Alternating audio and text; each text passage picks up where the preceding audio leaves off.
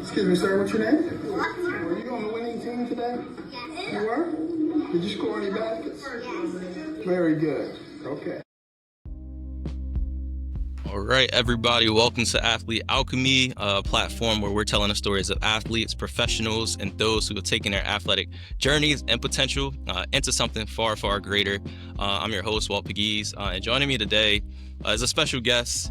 Vad Lee is joining me today. Vad is a father, Vad is a husband, Vad is a former All-American quarterback. He's a business owner, just a great all-around guy. Super excited to bring Vad onto the platform today. Me and Vad cross paths. It's crazy. It seems like we crossed paths at so many places in the last few years or so. But super excited to share Vad's story today with the audience. So Vad, welcome to the platform, my brother. Walt, thank you, man. It is an honor to be on. I'm super excited for our discussion tonight. Absolutely, man. And something I like to do as soon as we hop on is always give my guests their flowers. Me and you, we've stayed connected since we first met back at JMU, man. I think you're a few years older than me, but I really look up to you, man, and what you're doing in your professional life, but also your personal life. As a father, as a husband, and seeing all the impact that you're making with your family, but also with athletes across the nation, being able to kind of speak life into people, give people some inspiration, man, and your mission and your story is so powerful and impactful. You supported me along the way, both at JMU, kind of me filling in for you as a character coach when a lot was up in the air, especially going through the COVID times. Then also at University of Maryland, you were one of the first people when I got there. Didn't really know too many people, but I remember you invited me out to lunch to just connect. And we had maybe met maybe once or twice, but just that meant so much to me. So that journey through there, and then even at University of Maryland while I was there, man, you doing a book drive with us there and partnering with the athletic department. So I just appreciate you, man. Everything that you're doing is so impactful, and super excited today to share more about your story, and really connect you and a larger and a broader athlete alchemy community together. Man, I appreciate it, bro. Man, you're super easy to connect with, bro. One of the things that people gotta understand is the power of networking, but also the power of being receptive, right? A lot of people want to go and do things and create things, but not everybody want to be receptive. And so I will give you your flowers back and say that you are one that's very receptive. Even though we come from competitive backgrounds, I think you understand the importance of coming together as a team and making sure that we have the best outcome when we come together. So I really appreciate you for sharing all the positive things that you share. But man, you made it super easy. So I appreciate you, man.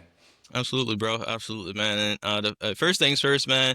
To really tell your story, man. I want you to take us back to your roots, man, and kind of where you grew up. How was your upbringing, and how has that, how did young that kind of shape the man that I'm speaking to today? Yeah, man. Well, young Vad is still leading who I am today. When I was young, I wanted to be two things, and that was a professional football player and a pastor. My dream started off in the hood of Durham, North Carolina, at Cornwallis Projects, where there was a Pop Warner football organization titled the Durham Eagles. They was practicing in my backyard, and literally in my backyard they were practicing. I was looking out the window, and my older brother, who's 7 years older than me, by the way, he plays professional basketball overseas still to this day, but he was playing, and I just remember me being too young to play, right? But I remember me being so eager to get my opportunity after watching him years after years, the first 5 years of my life. And I knew exactly what I wanted to do. I wanted to follow in his footsteps, and I wanted to play football. And that's where my love of the game of football began. But also, I would say that my love for God began there as well. I went to church early on in my life. My parents would drop me off on Sundays and meet my grandmother and at the church, at the small little black church that we went to, Gateway to Heaven. And my nickname at the church was Preacher Man. I used to take the message that I heard that Sunday, and since my parents or my brother, I was the only one that in the house that went to church. Since I was the only one, I would come back home and I would begin to do the antics like the preacher. I would begin to preach the message and practice my preaching voice and do some shouting and do all of that stuff when I was young. And therefore, I inherit the name, or I was given the name Preacher Man. So growing up, you would hear them call me Big Head, Tank Head, or Preacher Man. And so those are kind of the three names that kind of went for me. But being a professional football player and a pastor went was in alignment for producing a leader, producing somebody who had to go to school, somebody had to get good grades, someone that had vision, someone that had somewhat of an entrepreneurial mindset where I had the vision that I was going to go far and that I was going to make things happen. But also I was going to do it the right way, right? Those morals and character, those character traits were instilled in me early on, and I'm the product of having great coaches and great leaders in my life. Oh, that's amazing, man. And like you said, that young dad is still really, still alive in you today, and kind of, what you're doing, the testament to like what you're doing now. The question I have for you is quarterback, man, right? Like, when did that like love for the position, and you kind of talked about it, of the leadership components, right? Like, that's the position that we look towards as that go-to person, on the field, even at the youngest age, right? So like, when did the quarterback position come into the picture for you? Yeah, for me, quarterback came in position. I believe I was in the seventh grade, maybe the sixth grade, and I started off, so my first position in football was defensive end. And then it evolved to running back. And then running back at the same time, simultaneously playing linebacker. And then I believe it was my seventh grade year where Coach Creasy, my coach for the Durham Eagles, it was my last year playing Pop Warner football. He said, "Man, you got the height, you got the length. Let me see you throw this ball." And so he put the ball in my hands. I began to throw the ball, and I think he saw something. And I'm thankful for Coach Creasy because once the ball was put in my hands as a quarterback, and I realized, the difference from being a running back to quarterback, that the ball is in my hand every play. Oh man, I fell in love, right? What person don't want the ball in their hand every play? Every wide receiver that you ask will want the ball every play. Every running back, man, give me the ball, just hand the ball off, right? Even on defense, you want to touch that ball.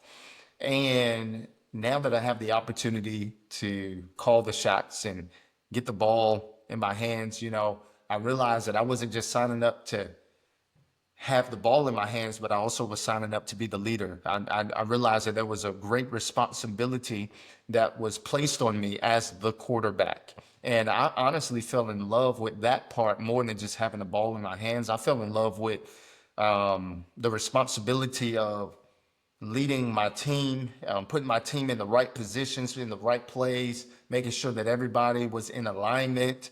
I felt that responsibility and I took on that responsibility, and I really cared about that responsibility. And so for me, that was like everything. I fell in love with it and never looked back from the sixth grade. Man, shout out to your coach, man. Shout out to your Absolutely. coach. I think I played quarterback for 1 year. I was a speed guy, smaller speed guy. Didn't probably have the height even to probably take the position as far as I would have needed. I think I played in 1 year. My best friend was actually the quarterback. My boy DJ, growing up. And he was injured for one season. So they was like, we just have to put an athlete back there and do whatever we had to do, man. But the quarterback position, I always, like you said, man, that's even at a young age, right? It's people that just rally around a quarterback. Your Yeah. peers, right? They look to that quarterback for for guidance and for leadership and those things. Yeah, Absolutely. yeah. Absolutely. It's a great responsibility, man. And I'm thankful because, even, transitioning to life today, I mean, I'm still quarterbacking, right? That has led my life. Again, professional football player and a pastor. Those also align with being the quarterback because there's certain traits, character traits, leadership traits that you have to have as a quarterback. And so again, that was already the walk and already the direction that my life was already going into. Absolutely. And you said, both of those, being a professional football player and also being a pastor, right? When was it a light bulb moment for you, or was it like gradually that you said football or, being a pastor, like these could be vehicles to something bigger? Did you was it like you just knew you wanted to do it, or was it like, did you have a plan mapped out, at like a young age? Yeah, no, I didn't necessarily have a plan mapped out. However, when something is spoken over you, especially from a young age, you have to acknowledge it and you have to um, contemplate, is that who I am? Is that who I want to be? And is that who I want to become? Right. So I think early on, those things were spoken over me. So I'm like, okay, I definitely want to do that. But I think the light bulb moment was probably in high school when I went to Hillside High School in Durham, North Carolina. Hillside is an historically black high school. So it's a HBHS, I would say.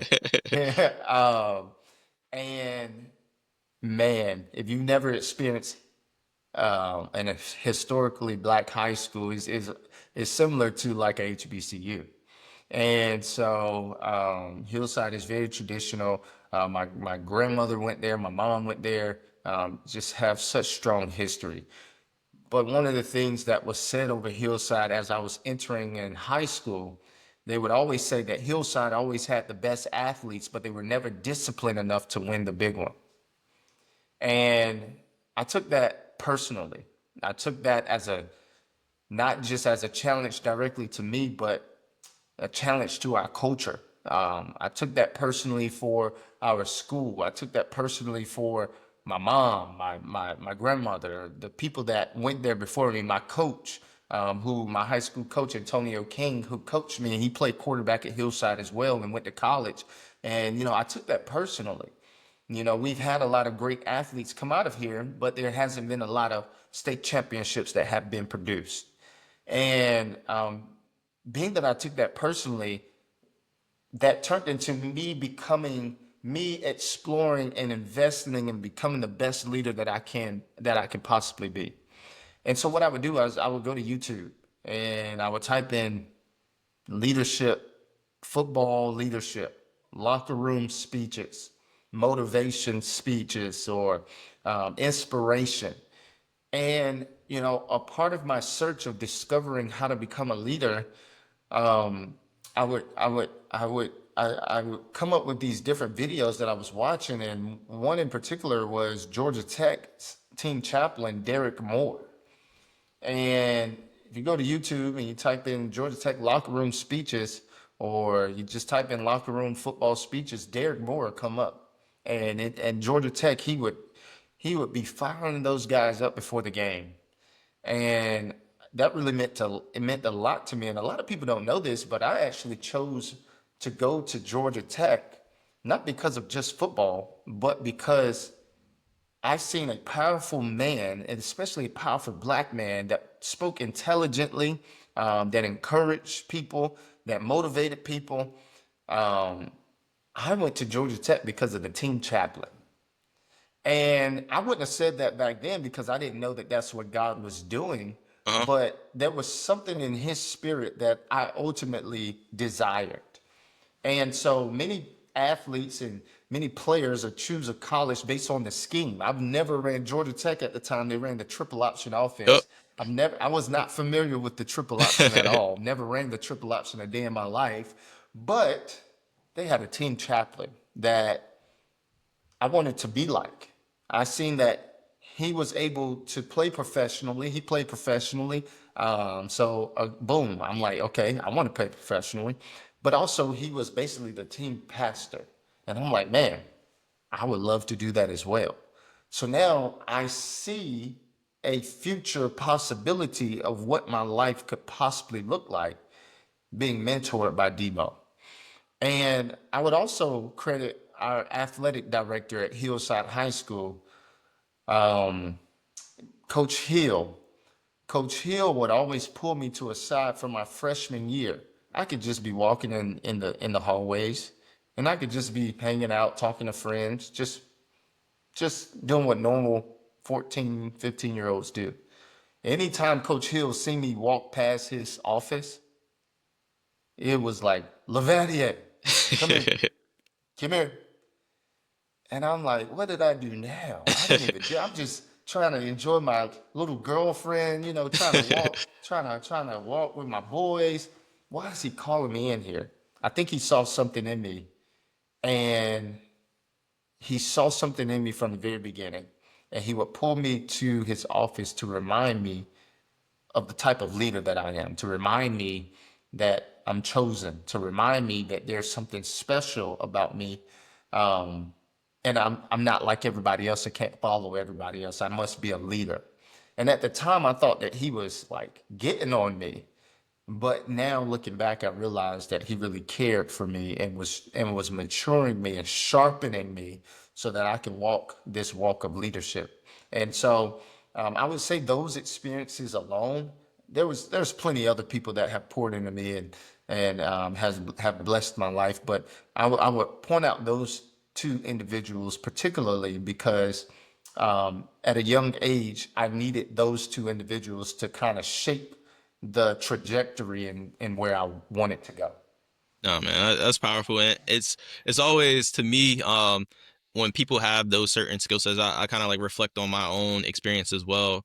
Right, like I wasn't ever the most like vocal leader, even when I was in high school, but always, so I guess coaches and teammates always, felt that I gave them a certain sense of confidence, or or I really strive to do like the right thing, right? Like wasn't ever the biggest, was a lot of times the fastest or one of the fastest, but for me, like I really strive to kind of just one, make people whoever I'm interacting with feel good, and like I'm gonna treat people with respect. Whoever's the last man on the depth chart to the guy that might be about to go D1, right? Same thing with everyone that I approach. Same thing with classmates as well. So I think coaches like could kind of like see those different things in people, and will always like people that they see that certain potential in, and really lean on and kind of speak life into, and see as a future leader. So I definitely felt that in high school, similar to you. And also had similar. One of my biggest mentors in college was our team chaplain, as well, Scott Wegner. And he's a guy who saw it in me before I even saw it. Right, like when I got into college, I would say my faith was, I went to church growing up, but it was like very like surface level, right? And I remember just going to FCA one day and meeting Scott, and he, whatever the message was that day, just kept me going back, kept going back. And then I remember going into my sophomore year, Scott had just a conversation with me, and asked me, "Hey, would you like to, take on more of a leadership role with the team?" So I got invited to like the leadership council my second semester as a freshman. Right, this was like I had no idea, like I didn't see myself to be this type of leader. But he always was just there and saw something in me that maybe I didn't even see in myself. And I remember this one time, I remember he was asking me like, how's the rest of the team feeling, or something like that. And I was like, Scott, I'm sure they appreciate you, but they don't really know you. He was like, that's why I have you, right? That's why I have leaders like you, to be able to be an extension of me kind of on the field, and just seeing that one person. So I really took pride in that.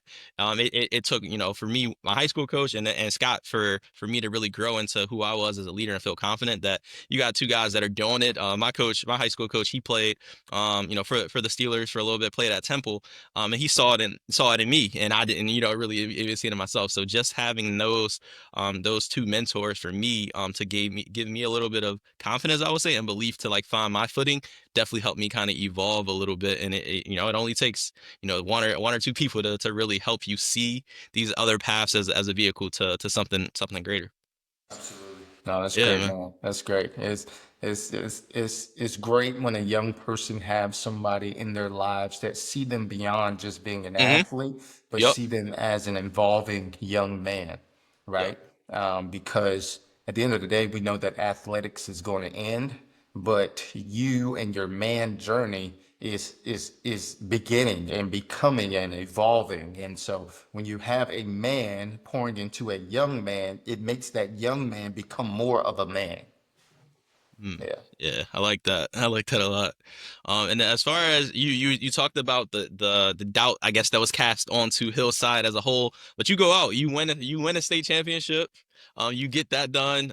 You become I believe North Carolina like player of the year. So you have all the success, and like you said, you decided to go to Georgia Tech, man.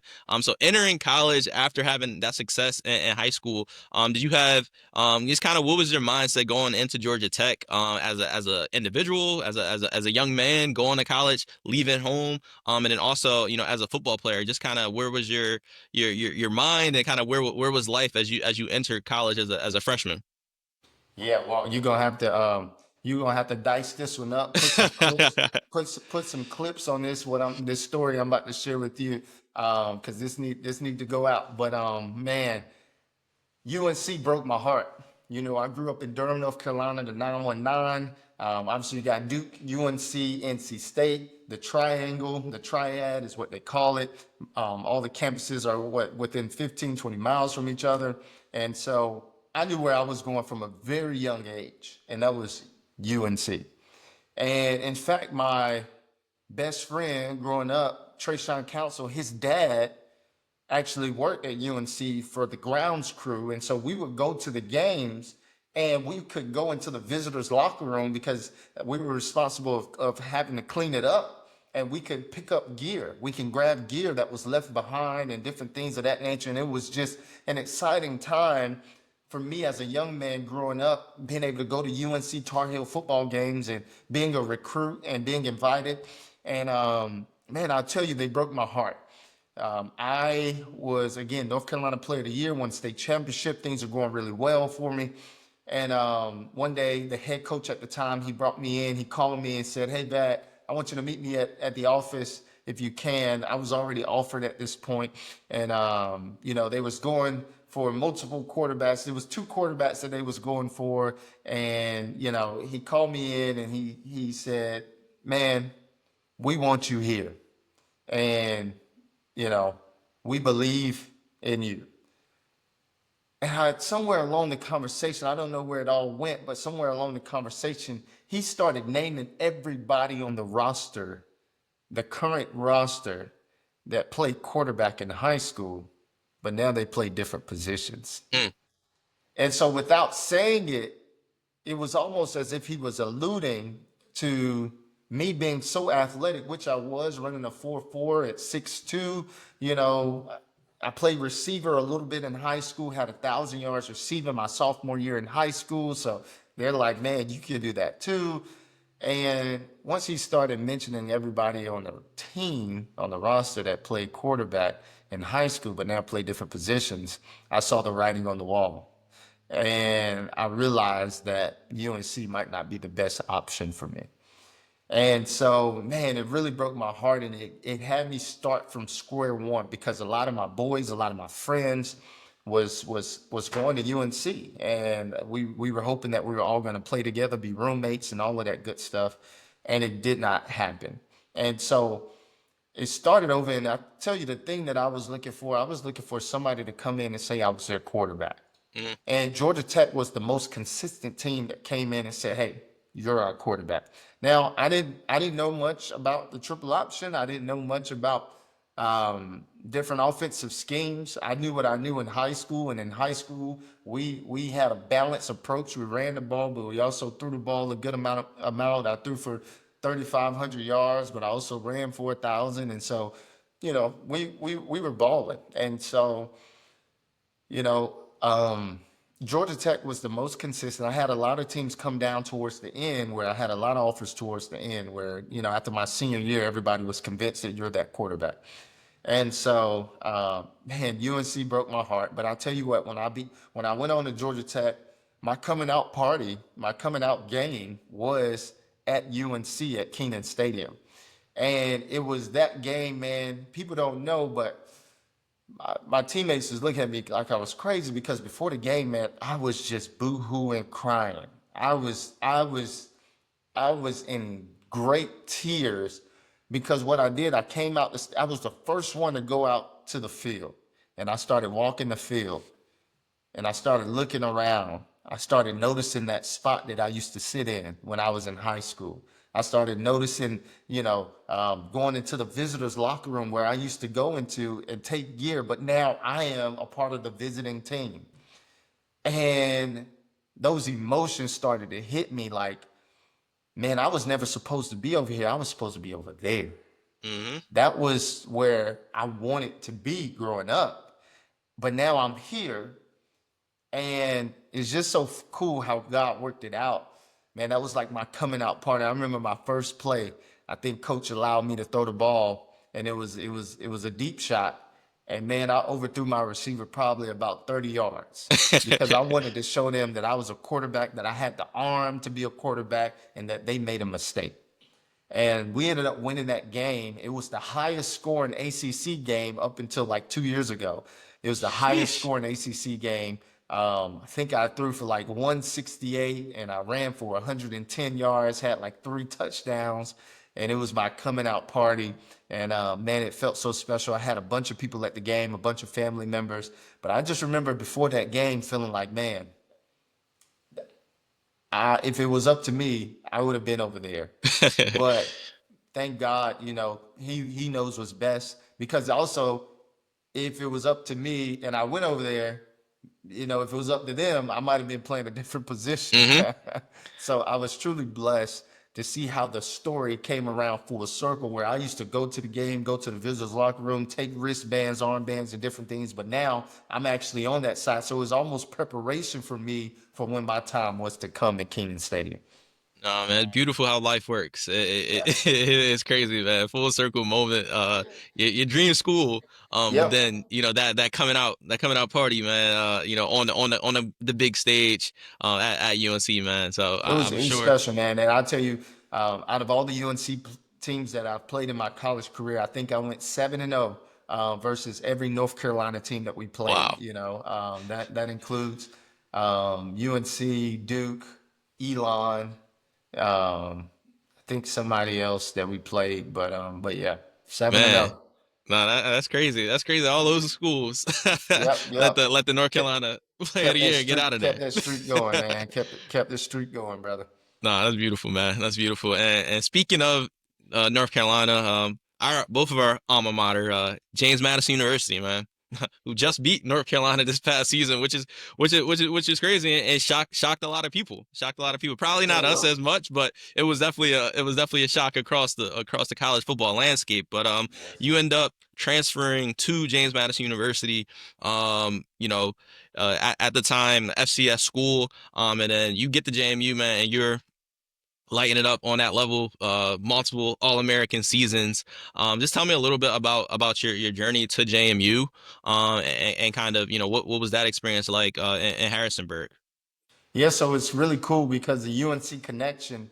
My head coach at James Madison was Everett Withers, but before he came from James Madison, he was at UNC when I was in high school. He was the defensive coordinator, and he was responsible of also recruiting me there as well.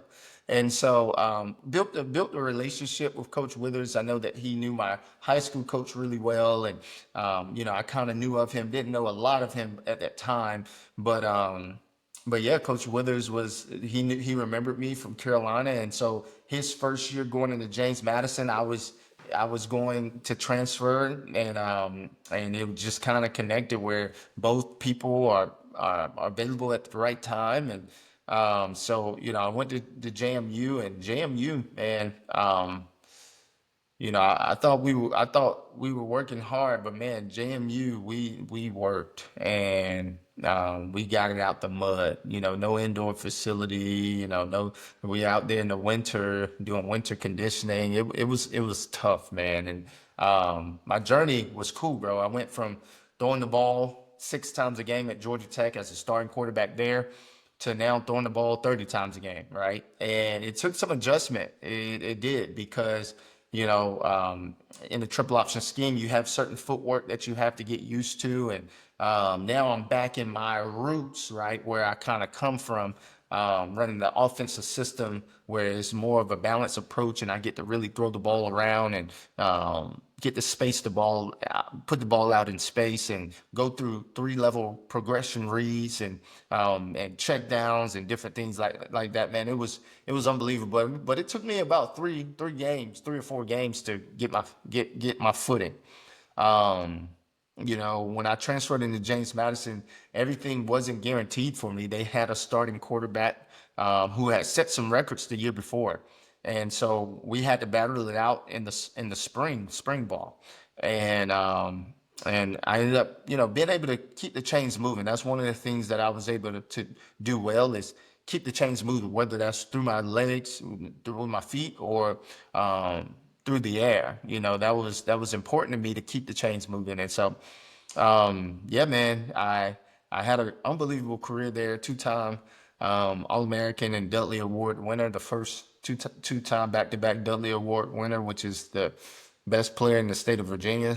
So that was really cool, man. I was able to resurrect my career a little bit. Not saying that my career was totally, bad at Georgia Tech or anything like that. We still went to bowl games and won bowl games. But in terms of my style of play and what my skill set was tailored to, it was definitely more of a dual threat type of offense where you get to really show your arm, but also you get to show your legs as well. Absolutely, man. And it's a stat I gotta read. So I just want you to tell me a little bit about the game. I think you know the game I'm talking about against SMU. Which you're the only player in Division One history to pass and run for over 275 yards in a game.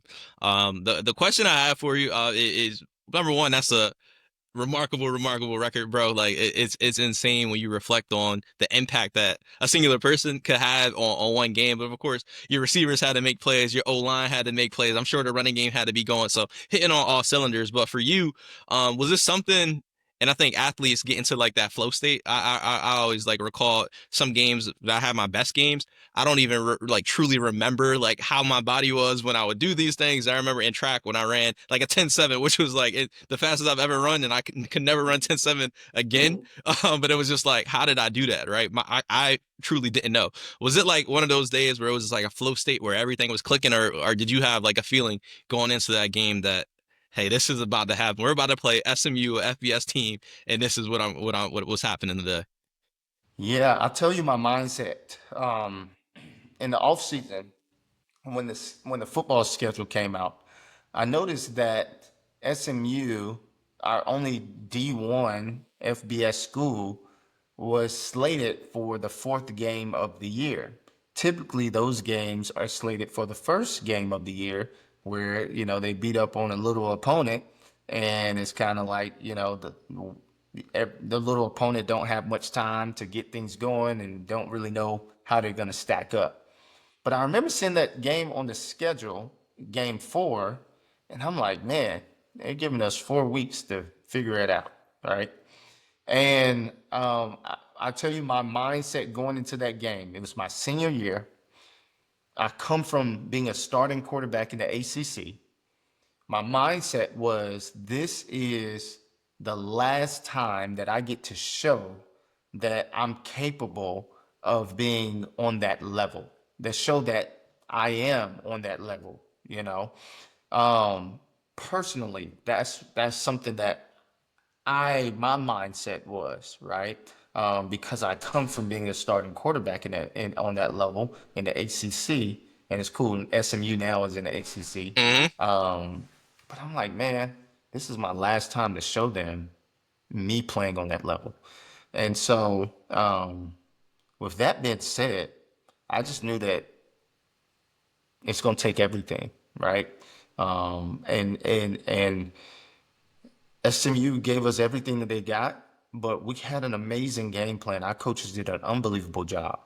I'll tell you, not everything went right in that game. One of the things that happened is I ended up throwing 3 interceptions that game, which is crazy. That I still had that stat, but that just lets us know that it was room for more opportunity, more stats, more yards had we not made those turnovers. And not all of those was on me. Actually, two of them were kind of tipped up and dropped or whatever. Mhm. Um, but that's just the ebbs and flow of the game. We never got down. I never got down on myself. We were always consistently driving the ball. And I had no idea that I rushed for 275. I had no idea that I would threw for 275. You don't keep track of stats while you're Mhm. playing. And I just remember at the end of the game, our um, a media director, he came to me and said, "You do you know how much you ran for?" And I said, "No." He said, "How much?" I said, "How much?" He was like, 275. And I'm like, what? I'm like, that's crazy. I tell you, at halftime, I had to go in the locker room early because I had to go get an IV. I was exhausted. And not only that, to make the story so cool, this happened all on their homecoming. That is their homecoming where they paid JMU a lot of money to come play, and here we are. I'm beating them on their homecoming. It was an unbelievable game. Like you said earlier, my offensive line did really well protecting. The running game was really going well. The wide receivers were catching everything. It was just an amazing game plan, and I'm truly thankful to be in the history books. Now, I went to the NCAA records, and I went to their league office in Indiana. We're gonna have to talk to them. There's no plat or anything that says that Vad Lee has that record, but hey man, it is in the film. Yeah, So yeah, absolutely. Yeah, we're gonna have to call up the NCAA office, the College Football Hall of Fame down there in Atlanta as well, man. Definitely absolutely, need a little absolutely. exhibit I or need I something, need I, man. I need an NIL. Yeah, oh yeah, yeah, yeah. That that Especially. that wasn't around when I was playing, but hey man, I need an NIL. Come on. Yeah. Absolutely, bro. Absolutely. And then the final thing on JMU, man, definitely the highs of the highs that you've experienced, as far as the football career there at JMU, and always of course had great teams, and JMU still really, really talented teams, man, and excited to kind of see what they continue to build in the FBS. But your senior year, man, y'all start out 7-0, probably one of the top teams in the country and on pace to really make some noise, in the playoffs and things like that, man. But you suffer a season-ending injury, man, in the fourth quarter, of a game, which change your life forever, right? Like change your life dramatically. Just kind of talk me through that experience of one. Your senior year, it's not promised if you were going to play football, beyond that in college. But just kind of talk me through the injury and kind of just the process of dealing with that, and kind of how that led to Vad Lee beyond JMU. Yeah, man. My senior year, when I went down with an injury, it was an unbelievable life lesson for me. It's a life lesson that I still live today. It's a memory that I still remember. It's a moment that is in my past, but a moment that elevated me forward in a positive way, even in the midst of distress, even in the midst of pain, even in the midst of heartbreak. It was a moment where I realized that the starting quarterback position that was once mine, that I identified myself as, that I valued myself as, that people acknowledged me as, I realized that that starting quarterback position was never mine. It was something that I rented out for a time. It was something that I borrowed, but the starting quarterback position is going to continue to go on to the next man, whoever's up. And it was that moment when I realized when I got hurt, the referee kept refereeing. He blew the whistle for play. My teammates kept playing. The coaches kept coaching. The fans kept cheering. But for me, it was a moment where I realized that life goes on. And either you're going to make an impact, or either you're going to sit there and pout, either you're going to sit there in misery, sit there and pain and fear and frustration, anger, all of those things. You can sit there with it, or you can choose to use those things to elevate you on purpose, to elevate you on the direction of something that's bigger than you. And so for me, that's where purpose over position became real to me. That was a word that I don't know how that word came to me.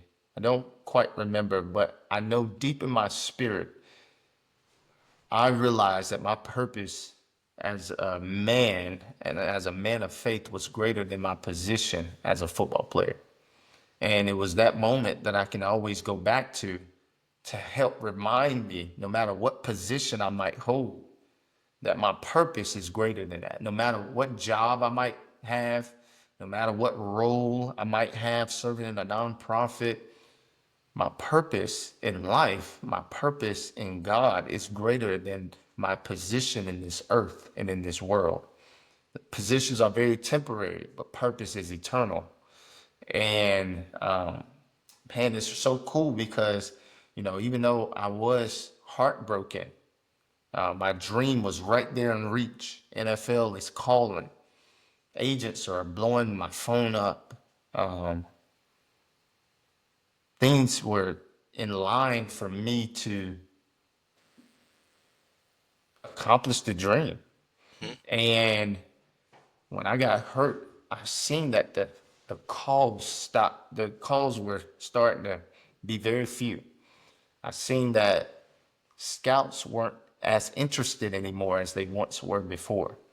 I seen my interactions with different people on campus was different because I no longer can provide the financial benefit to them Mhm. anymore. It's my senior year. And I remember being challenged as a leader during that time after my injury. Um, I remember feeling like, man, why should I show up at practice today? Why should I show up to the team meeting? Why should I even be invested when my career is over? And I remember being challenged with these different thoughts each and every day. But the relationships I built with the coaches and the players is what kept me going. And also my position as team captain and a leader on the team, even though those are positions, those were more purposeful than playing the position. And so I can always count on my purpose as leading other men to be able to show up and be there, even though it wasn't necessarily benefiting me directly. And so, one cool story that came out of it though is, again, I went to Georgia Tech because of their team chaplain, and I ended my college career not as a football player, but I ended my college career as a team chaplain. Oh, My coach at James Madison, he asked me to start leading team chapels to our team. And so even though my position was taken away, my purpose as a man of God elevated. And so you can't write that up. You can't make that up. It's something that truly, sometimes God presents things in your path that pushes you towards a calling, that pushes you towards a calling that you are not necessarily, you might not be or think you're ready for, but God is orchestrating some things in your life to push you towards the things of God. And so even though these football, NFL, playing professional sounds like a good opportunity, God wants us to look for God opportunities and not mhm. just good opportunities. And so I got pushed into a God opportunity um, through my good opportunity of playing football. Yeah, man, and that's so powerful, man. And at the time too, right? Like being so young, I think this is something for all athletes out there. I mean, you explained it very well about how you felt the sense of people around you and things around you kind of shift, because of their view, right? They may have saw you in that position, right? To them, right? They loved the quarterback at James Madison University, and a lot of them probably didn't know that the person, Yeah. or know what all that was capable of, right? But you, and it sounds like you had a good sense of people around you, are a good group of community. And for me, in this platform, like community, that's one of my biggest pillars for sure, is community. Because it is so important and so impactful, especially as you go through something traumatic, like an injury, right? Injuries are traumatic, especially for athletes who have had to rely on, their physical abilities to be able to impact, and those types of things. So having that community, I think, was so important for you. I mean, also exploration, and for you, I think your faith, right? Getting, really being able to explore that, and really tap into another gift that you've had since you were a young kid, as you talked about growing up in Durham, wanting to be a pastor, and then this kind of coming full circle to being a chaplain to end your career. And the other thing that I love, the third piece is just kind of wellness. So that aspect of figuring out, right, how can you physically, you're out, you're injured, right, but how can you spiritually, be well? How can you mentally be well to be able to kind of keep going, and push, and still be a leader among your teammates, man? And being able to go through that and process, and I'm sure it was not easy at all. I'm sure you had to, you went through some tough things, man. But to be that young, to be able to figure that out, is just a testament to you, and as well as like your support system and the people around you. So definitely, man, appreciate you for sharing that, and providing that inspiration to people that I definitely know are experiencing those similar things right now. Absolutely. I'll say, the worst thing that can come out an athlete's mouth is, I think I just heard something pop. Athletes say that all the time when they go through a traumatic injury. And the cool thing about my injury is that it sparked something greater than just being a traumatic injury. It sparked a wellness and a connection and a understanding that the longer you play, eventually something is bound to happen, right? Eventually, at some point, your body is going to respond negatively to something, whether it's a hit, whether it's mental health, whether it's in the weight room. It can Hmm. be whatever. And I think we have to know that, but we have to have those resources that we can go to that are already established, so that we're not looking for it when things happen, but we already have it established before something happened. And so the thing that we've been able to do, taking that phrase, I heard something pop, is we've been able to kind of change what pop means. Pop, and for me, means purpose over position, right? Instead of a person or an athlete sitting in their misery of popping an ankle or a leg or ACL, man, there is great purpose and value in your, even in your injury position, because now you get to discover who you are outside of the game. Now you get to discover what the game means to you. You get to pause for a moment, because we wouldn't voluntarily pause in life. We don't do it anyway as humans, right? God had to create a day for us to rest, and we still don't rest, you Hmm. know? And so when an athlete goes through a traumatic injury, it's a time for them to pause and reset and to shift and to really start to think beyond just the game.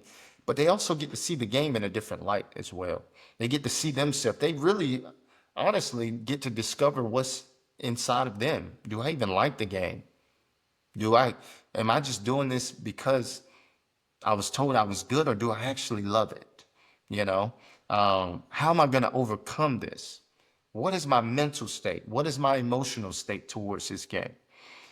And so there can be a beauty in the struggle. There can be a healthy balance even in the midst of those injuries. So I just want to encourage athletes to pay attention to their mental, emotional wellness, Pay attention to their health. Pay attention to their body, what their body is saying. What is your mind saying? Have those resources around so that you're not scrambling for those resources when something happens and something goes wrong. Absolutely, man. And we can stay on that topic right there, man, of the resources, man. Purpose over position, pop, man, that you just broke down beautifully. And bro, that was the first time I had no idea that pop, originated in terms of course, the phrase is powerful, man, like so powerful and so real, right? But pop as well. And people say, hey, I think I heard something pop. And a resource, man, I think that is, so necessary right now, is the work that you're doing through Purpose Over Position, your nonprofit organization. But just talk to me a little bit about that transition from a phrase, right, that you came up with, and then a book that you wrote, sharing your story more in depth and in detail, to creating, I'll say a community, or organization, to really serve athletes, because I think that's what it's doing, right? Serving athletes, providing inspiration, providing, I would say not a second chance, but a better opportunity to kind of see themselves beyond that athlete identity. Right, like being an athlete, I think is so important and impactful to me, my story, your story as well. But I think we realize that life is greater than that. Right, like Yeah. there's more to that. But just tell me a little bit about the transition to from the book to creating something bigger and better, and you building this community. Yeah, one of the things that helped me to heal was to actually write out my story, write out the experiences that I've gone through, because I've realized that God wastes no opportunity. God is not a God that wastes any opportunity. And so, with that being said, I realized, man, I have a passion for writing. I didn't really know that I had a passion for writing, but my spiritual mother used to tell me all the time growing up in high school, she was like, man, you are a good writer, and you need to write. And it's just so cool to, again, somebody speaking something over you where now you have to take that in and really consider it.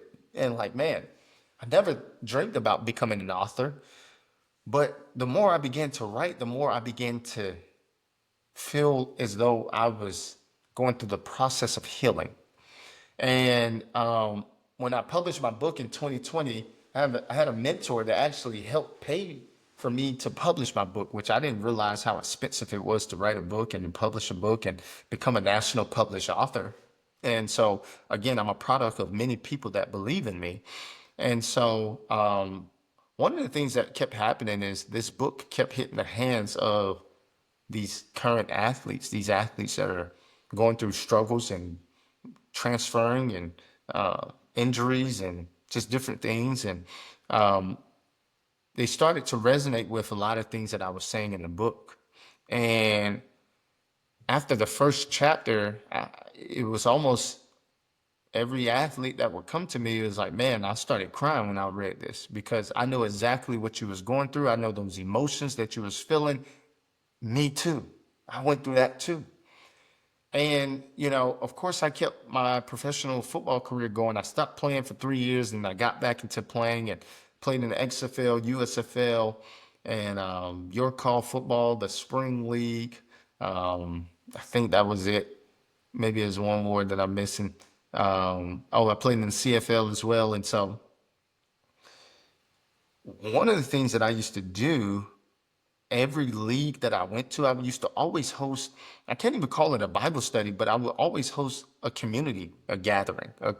We would always have dinner in the same room and at these circle tables, and we'll just sit down and start chopping it up.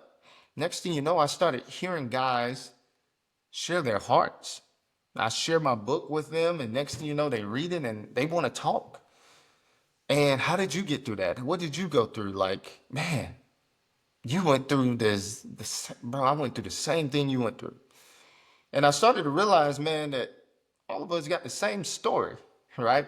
Hmm. My coach left. So the new coach came in, didn't play me. Or I got hurt and next man up, couldn't get my starting job back. And my mental state wasn't mine after wasn't good after my injury. I started hearing the same stories, and I'm like, man, there got to be something behind this. There's a deep-rooted spirit behind the game of football, and I wanted to take action. I wanted to do something. I wanted to ensure that athletes don't get stuck there, but there's an avenue to be able to move forward and help athletes to heal, to feel, and to be still. Those are the three things that we are looking to do in our nonprofit is to help athletes to heal, to feel, and to be still. And sometimes in order to heal, you got to be still. And sometimes in order to be still, you got to feel those emotions that are going that you're truly going through and not just keep being busy in life. And so if we can set up a community and environment where athletes can come to heal and to feel and to be still, our mission is, it started off as to support athletes in overcoming traumatic experiences both in and out of sports, right? What I've noticed is there's a lot of great ministries out there that focus on building athletes up while they're there, right? But there wasn't a lot of ministry or organizations that were tailored to athletes that have been injured. And I started to see a void there because when I was a team chaplain at Indiana, you know, first round draft pick Michael Penix Jr., who is now the starting quarterback for the Atlanta Falcons, I was right there holding his hand when he got hurt that first year in his story. I was right there with my arm around his shoulders while he's crying his eyes out on the phone with his mom and his dad back in Florida, really pouring out his heart, crying in tears like, never gone through anything like this. What am I gonna do? Like my world is crashing down on me. And I was there to be able to hold him and to realize, like, man, I'm not just holding Michael Penix Jr. while his tears are coming out of his face, but you know who I'm holding? This is an older version of Vad holding a younger version of Vad because I was also in that same position before. And so those moments were extremely meaningful for me personally because it wasn't about just the person, but it was also about me healing as well. It was about me feeling those emotions. It was about me being still in the midst of pain with this brother who is going through. And I use him just as an example because he's a big name that people probably know now. But that's why I started the nonprofit because I realized that there was a void, but also there was a great opportunity to serve athletes while they're injured. And, you know, as we continue to shift and move and evolve, you know, one of our visions is to restore hope. Man, we got to be able to restore hope and support young men, not just athletes, but to support young men in their transition to manhood. We know that young men, we know that the enemy tries to attack the family from the head, right? From the foundation even. That starts with men. And so, we're in the trenches from a football term, we're in the trenches trying to support these young men as they develop into manhood and give them resources and give them support to help them beyond just the athletic playing field, but to get them prepared for life, the game of life. And so it's been extremely a blessing being able to go to campus, being able to go speak to the Miamis, being able to go speak to the James Madisons, even some NFL teams, the Cincinnati Bengals and the Browns, the Cleveland Browns and the Rams, and being able to chop it up with these men. I get to see them as men. I'm not a fan of football. I'll be honest. That might surprise some people. I'm not a huge fan of football. Now, I like playing football, don't get me wrong, but I'm not a huge fan that loves to watch the game from a fan perspective. No, I'd rather be on the field. And I think that's the competitor in me still. I think that's the me still feeling like I got it, right? How can I be a fan? I'm not a fan. No, I'd rather play. And so when I go and do these chapel services or I go and support a young man while he's injured, I really get to see the young man. I don't see the athlete anymore.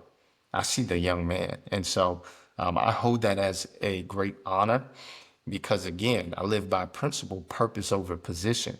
I don't see your position. I see the purpose that God has created on the inside of you. And to be able to call out that purpose will empower a young man. It will empower an athlete to become a man, right? And that's ultimately what we want to do. That's powerful, bro.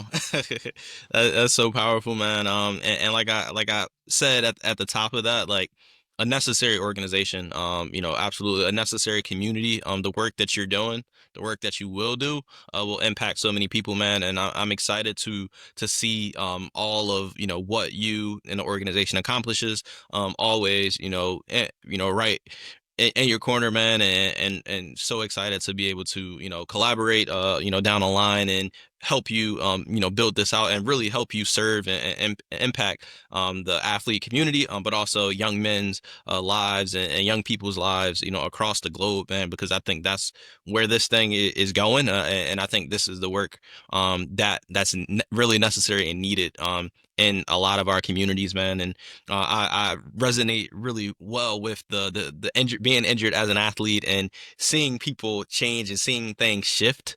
And the for me, I'm about 7 years, I guess, coming up now, kind of since the last time I played, right? But I still reflect on, I have like this complex relationship with my undergrad university. Just I had Coach Signetti was my coach the first 3 years at IUP, and then he ended up leaving. So we had a new head coach. And again, I'm always going to support my alma mater and things like that. But I was injured my senior year and missed a good bit of games my last year there. But I always reflect on like this one moment. We had an away game. And I was a senior. I was a team captain for at that point 3 years. And usually seniors, no matter what, even if you're injured, typically you'll travel. I remember it was one game. Me and another one of my boys, he was a senior at the time, so he actually a strength and conditioning coach at JMU as well. Oh, Crazy wow. how life goes full circle. But me and him, we checked the travel list, and they took us off the travel list our senior year, right? Because we were injured, so we didn't get to go. And that moment, man, it was like that was something that shook me, and it took me a while to kind of shake that off. Definitely I was injured, which I understand, but up to that point, man, I had traveled for the rest of the season. I mean, it was just that one moment that was like, shh. I Yeah. feel that, right? Like, and it's just a piece of me. The way I always approach sports, was, I understand most guys that go D2 probably not playing professionally, had a very solid career, and I always would just say, I would just take the game kind of as far as it could get me, no matter what, whether that was, through tryouts, through opportunities or injuries, whatever it was, that was just kind of my mindset. But that was like a defining moment of like, all right, now it's kind of time to lock in to figure out what's next and start to kind of lay the groundwork of, all right, let me build these other areas of my life. Because I know at a certain point, this game is going to be taken away, right? So that was definitely a defining moment, but definitely as a young, 22-year-old senior in college, having an organization like Purpose Over Position, or having a word or having, a book that I could have read, I know, could have been so impactful. And now I'm looking at the transfer portal, right? The numbers are ridiculous right now of how many kids, how many guys will probably just be left in a portal, right? They won't have a place to go next fall. Most of them will probably either go back home or have to go to a JUCO school or have to figure things out, right? So there's so many people out there, I'm sure, that can use this organization or that can use that book to say, all right, the game may not be going where I thought the game was taking me, or, my position as an athlete may not be going where I thought it was, or, my value that I place in this or that, other people may have placed on me does not have control and power over my life, over my purpose. So I think right now, just the landscape of college athletics, the landscape even of high school sports and with high school kids trying to get recruited, I just think it's a lot going on right now in our society, of individuals, whether it's social media, it's just a lot out there, a lot of noise, I would say, that is out there, and that's making it harder for people to be able to really tap into what's truly important and meaningful, and trying to figure out those next things, man. So again, super excited, bro, to see what you do. But just know that it's gonna impact so many people, that it's already impacted so many people, and it's gonna continue to make a impact in our world. Yeah, well, you said it perfectly, bro. Um, every athlete has to understand, no matter how good you are, no matter how many games you've played and started, no matter how what your high school career, you've been the best player in your high school or best player in the state that you come from. At the end of the day, you are replaceable, right? You are replaceable. I don't care if that person is not, if that person's ceiling isn't as good as you, or if you are athletically better than that person, you are replaceable. And that's coming from a guy that was a two-time All-American. That's coming from a guy that set records that in the NCAA that has never been done before. That's coming from a guy that has gone undefeated and won state championships, won the high school player of the year, college player of the year, best player in the state of Virginia and North Carolina. That's coming from that guy, right? But also at the same time, the guy who was backing me up, my backup quarterback, which I don't like saying backup quarterback because he was a starting quarterback. He, became the starting quarterback. He became the guy. His picture is the one that's hanging up. The first picture that you'll see in James Madison when you go to JMU right now, you'll see him hosting that national championship trophy the next year. And it's like, man, how does the guy who was the guy, now the new guy who is now the guy, he is the one that win the national championship? Why? Because you are replaceable. And that's what I had to learn through my experiences, that it didn't matter how good I was. It didn't matter how talented I was. It didn't matter how many records I set. At the end of the day, I'm replaceable. And you're replaceable. Doesn't matter if you think you were better or you think that you were the best quarterback in JMU history. You're replaceable. And it's up to that new person who replaced you to take advantage of their position that they're in now. And so when you know that you're replaceable, you better know your place as a man, as a person, as a person of purpose, not just a person of positions. Well said, bro. Well said, man. And got two more things, and then I'll get some quick hitters, man, and get you out of here. And I know the conversation will continue between us, but definitely for this call, for this episode, bro. The first thing that I want to kind of touch on, just briefly, I just want to talk to you about fatherhood, as well as being a husband as well. I know you have a dope event that's happening this Saturday. This episode probably will release a little bit after this, but definitely excited for you to just kind of talk about how, one, being a father, and then two, also being a husband, man, and how has that kind of, one, shaped influenced your leadership as well as your sense of purpose, and kind of being just a whole person. Yeah, well, I'll shift your questions. One, being a husband first and then a father. I think when you take on the position of being a husband, you realize that position is eternal. That's not just a one-time thing. That's not a seasonal thing. That's death until do us part, until death do us part. And so that's purposeful. It's bigger than the position. And so, um, you know, being a husband is a great responsibility that you don't get the end picture until you live it. You just got to continue to live it. You're not the end product. You just continue to live it. You continue to walk it out. You continue to grow. You continue to mold. And the big word that I want to use now is you continue to become, right? You become the husband that you desire to be. You might not be the best husband that you should be right now, but are you becoming that? Are you striving for that? Do you have the resources to become that? Do you have the people in your life to become that? I've never seen being a husband modeled in my family. I've never seen it. The first wedding that I've ever went to was my wedding. Uh, And um, so becoming a husband was truly a becoming. It's becoming. I'm in year 8 now, and it's truly a blessing that me and my wife are on one accord, and for the most part are aligned with pretty much everything. And so, super blessed by that. Super blessed that I can say that, first of all, and that becoming process helps you to become the father. And, I started off as a girl dad with my 2 girls, who was 7 and 6. And I was the biggest girl dad out there.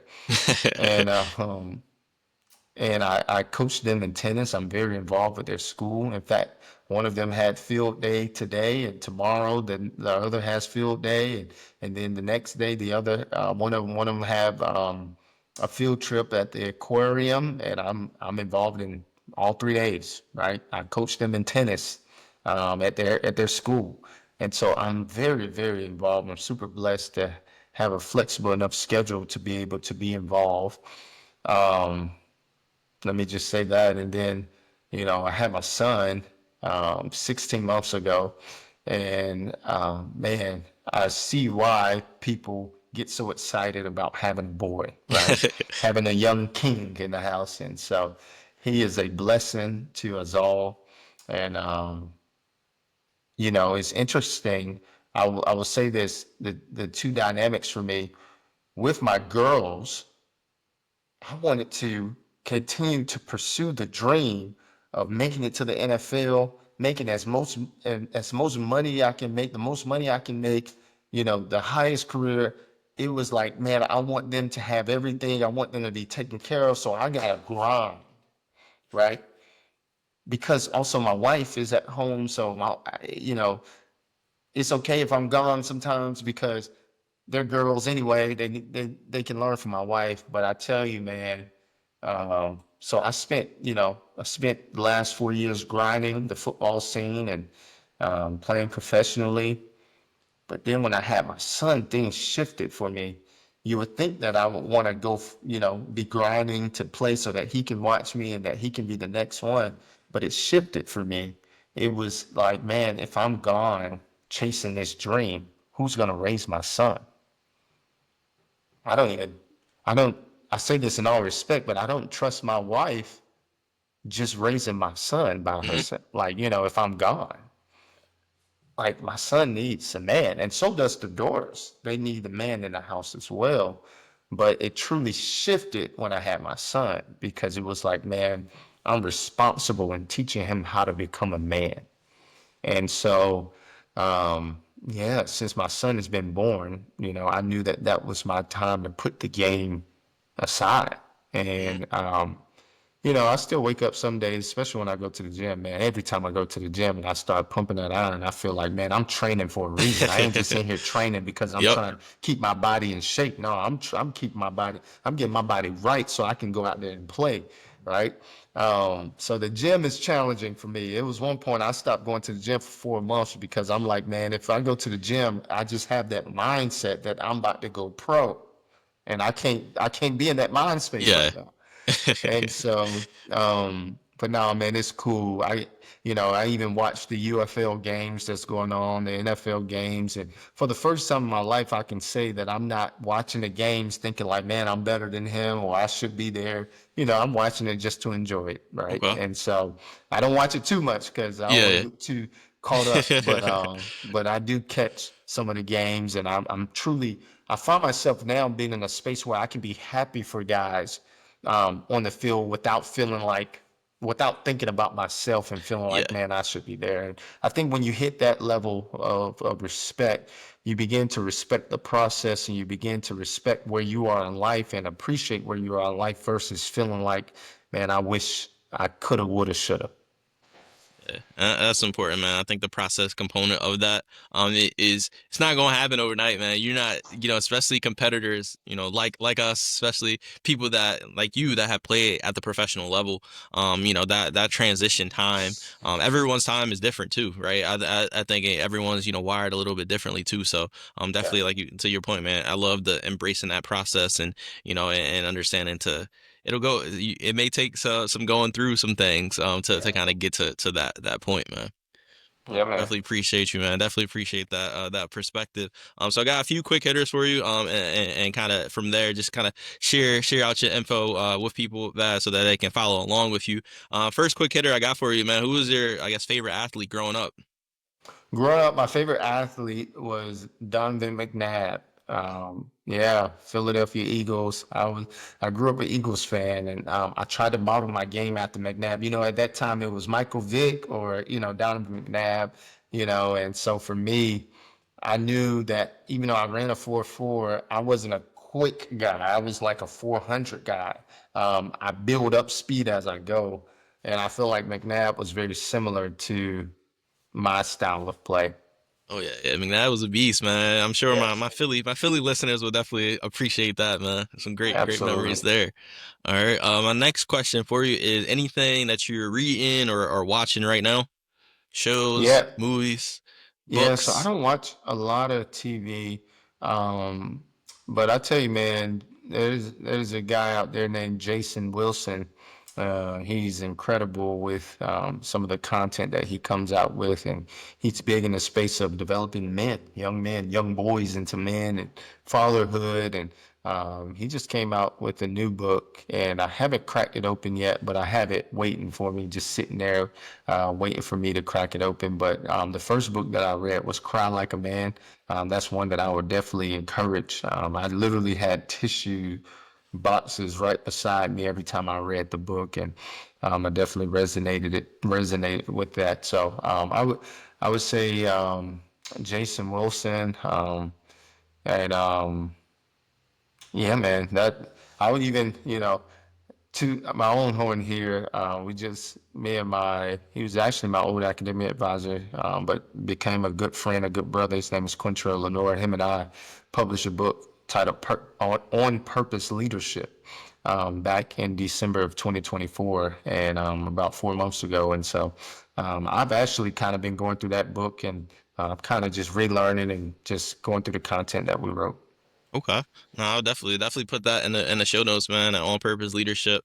And then Jason Wilson, I'm with you, man. I think it's the man, the moment demands. I've this honestly, bro. This past week, I've listened to his podcast episode on I Am Athlete, and then also on All the Smoke, where he kind of talked about his new book. And those are great podcasts out there, and former professional athletes that have interviewed him. Where those sessions they may start as interviews, but it becomes Jason Wilson just speaking life into these men, and really helping them work through things. But definitely great resource there, and I'm excited to dive into that book soon as well.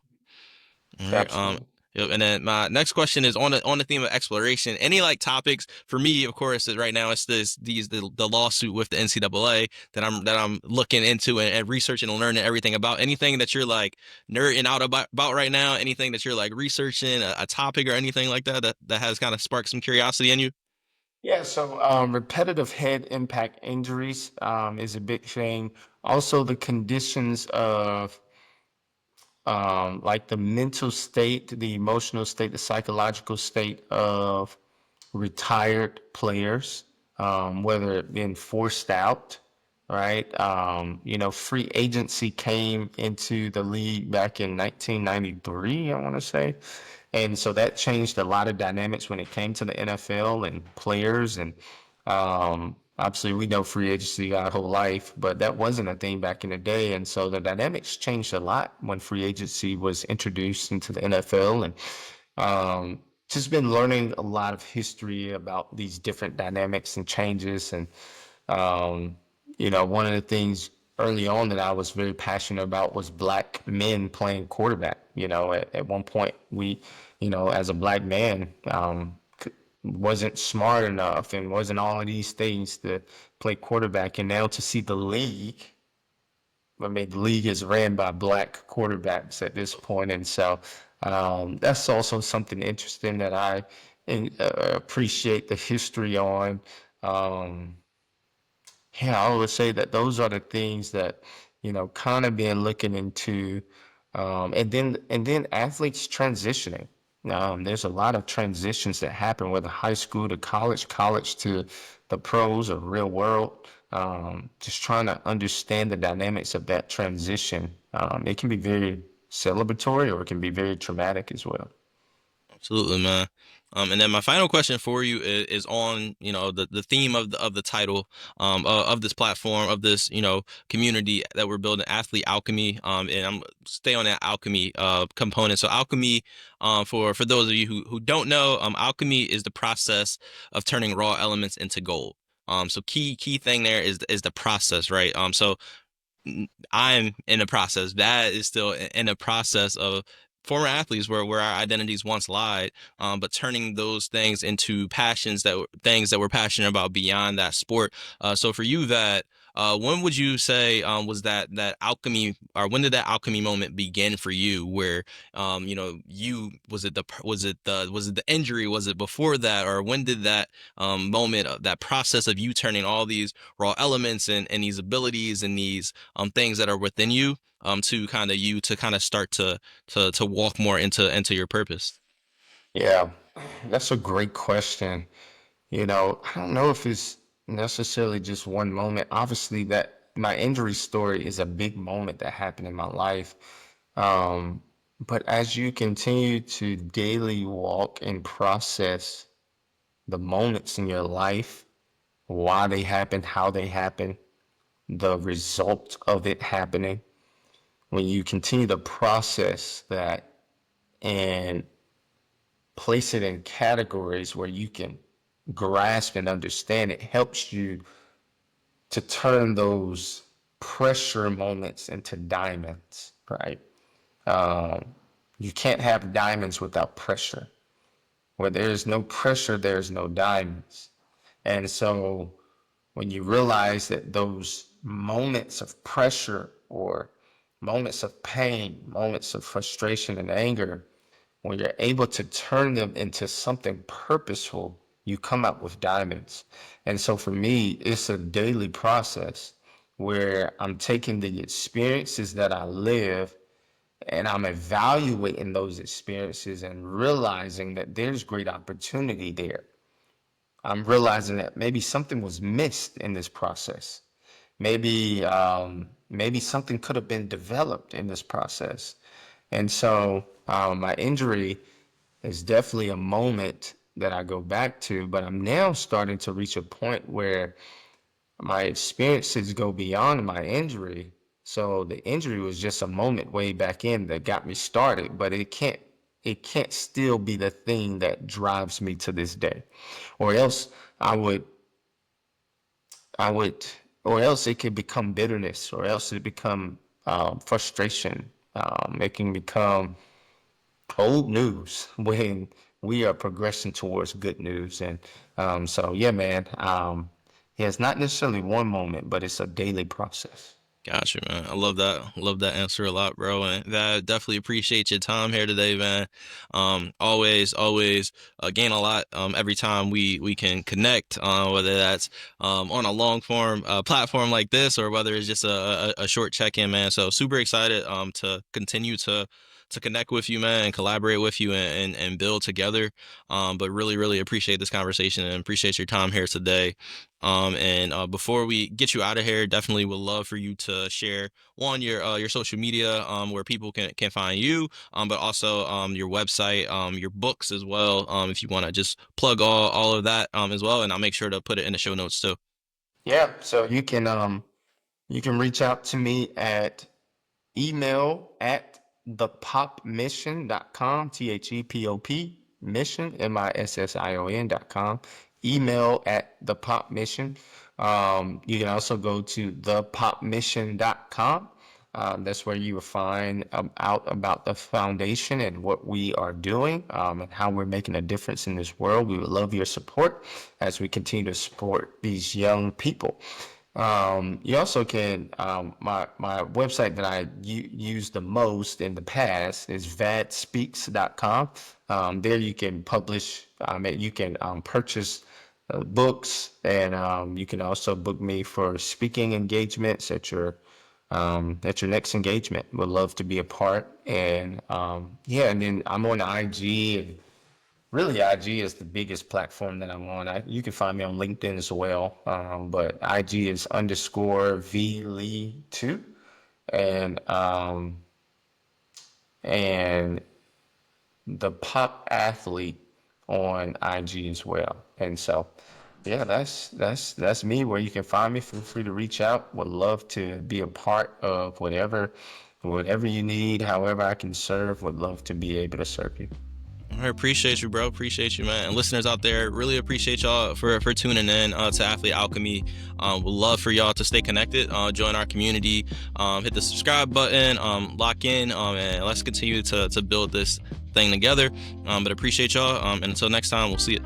Thank you, bro.